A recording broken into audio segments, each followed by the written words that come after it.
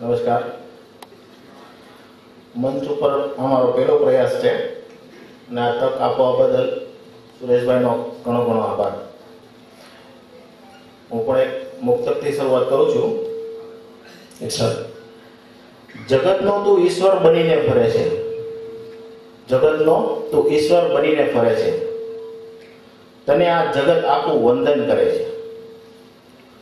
જગતનો તું ઈશ્વર બનીને ફરે છે, તને આ જગત આખું વંદન કરે છે.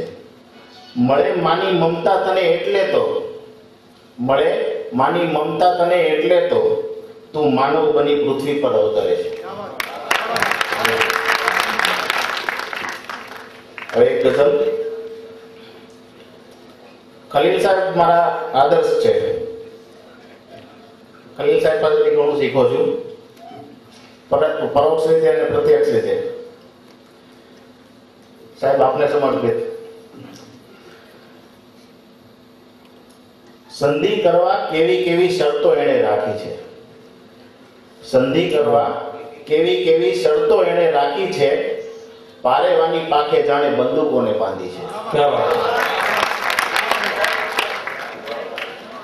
વૃક્ષોને ના કાપો, વૃક્ષોને ના કાપો એવી ચળવળ ચાલી છે ઘર ઘર, વૃક્ષોને ન કાપો એવી ચળવળ ચાલી છે ઘર ઘર, પણ જાહેરાતો એની કાગળના પાને છાપી છે.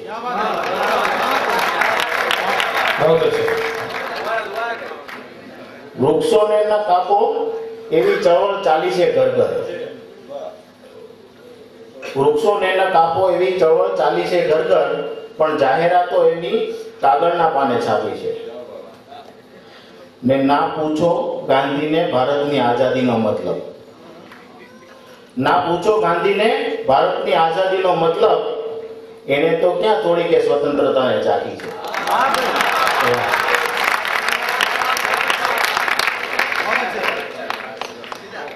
આજે પુસ્તકમાં સુકાયેલા આ ફૂલોએ પૂછ્યું, આજે પુસ્તકમાં સુકાયેલા આ ફૂલોએ પૂછ્યું, બે પાનાની વચ્ચે તે કોની યાદોને તાકી છે. કાયમ હસતી હસતી માં પૂછે છે, દીકરા તું જમ્યો? વાહ. કાયમ હસતી હસતી માં પૂછે છે, દીકરા તું જમ્યો? તે પૂછ્યું કોઈ દી એ માને જે અડધી માંદી છે.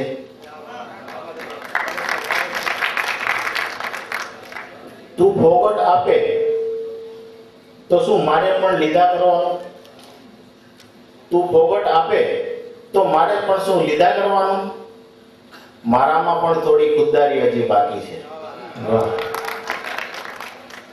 છેલ્લો છે, નક્કી ઈશ્વર તું ખોટા કામોમાં સંડોવાયો છે.